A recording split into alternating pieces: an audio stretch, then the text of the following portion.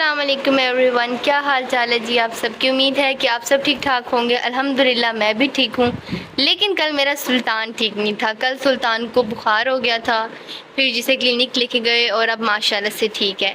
जब इसको बुखार हुआ ना तो फिर मेरे फ़ौरन से माइंड में आया कि मुझसे बहुत से लोग पूछते हैं कि कैट को फ़ीवर हो तो हम उसे क्या कौन सी मेडिसिन दें और हमें कैसे पता चलेगा कि हमारी कैट को फ़ीवर है या नहीं है। तो आज मैं आपको अपनी इस वीडियो में आपकी प्रॉब्लम सॉल्व कर दूंगी और बता दूंगी कि जी आप फ़ीवर को कैसे आइडेंटिफाई कर सकते हैं कि आपकी कैट को फ़ीवर है या नहीं है।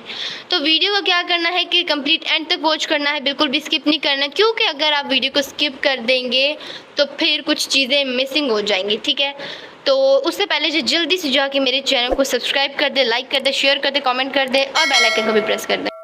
सुल्तान का वैसे तो हमें पता था कि इसको डायरिया भी लगा हुआ है और ये चिड़चिड़ा भी बहुत हो चुका है क्योंकि इसके दांत गिरे हैं, लेकिन फ़ीवर का हमें पता नहीं था। बस कल हमें बहुत डर लग रहा था, फिर डॉक्टर के पास लेके गए तो डॉक्टर ने बताया कि जी इसको फ़ीवर भी है क्योंकि अभी इसके दांत टूट रहे हैं, तो इस वजह से ये नेचुरल सी चीज़ है।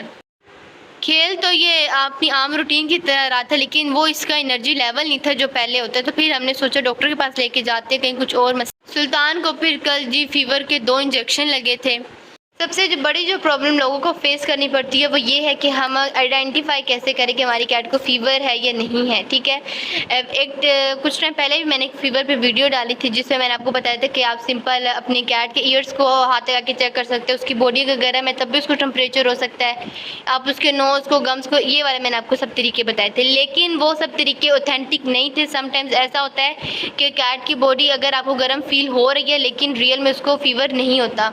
तो सबसे पहले तो आपके पास क्या है कि आपके पास डिजिटल थर्मामीटर होना चाहिए। ठीक है, क्योंकि जो पिछले तरीके हैं वो ऑथेंटिक तरीके नहीं है, लेकिन आपके पास डिजिटल थर्मामीटर लाजमी होना चाहिए घर में। अगर आपके पास डिजिटल थर्मामीटर होगा तो आपको एक डाउट फ्री रिज़ल्ट मिलेगा। और कैट का जो नॉर्मल बॉडी टेम्परेचर होता है वो 101 से 102 तक होता है। अगर 102 से अब आपकी बॉडी का टेम्परेचर चला जाता है तो इसका मतलब है कि आपकी कैट को फ़ीवर है।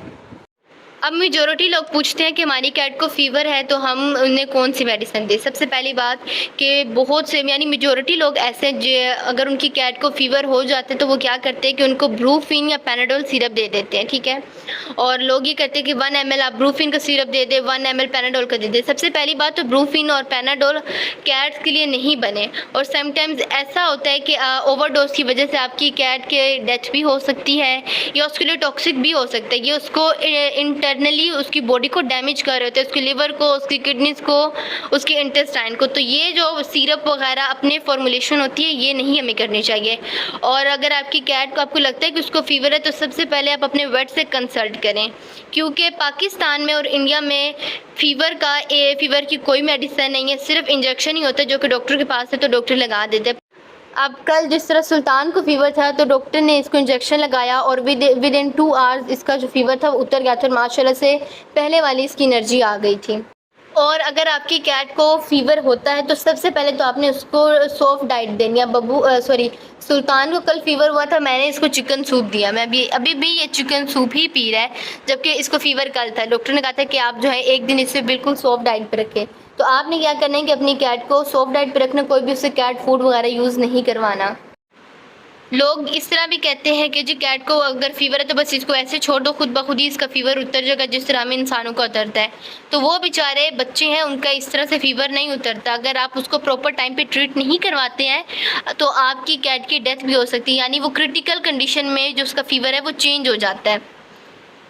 डॉक्टर के पास बहुत से ऐसे केसेस आते हैं जो कि खुद ब खुद ही अपनी कैट को घर बैठे उसके फ़ीवर को ट्रीट कर रहे होते हैं, कोई मेडिसिन वगैरह दे देते हैं और एट द एंड रिज़ल्ट क्या निकलता है कि उनकी डेथ हो जाती है।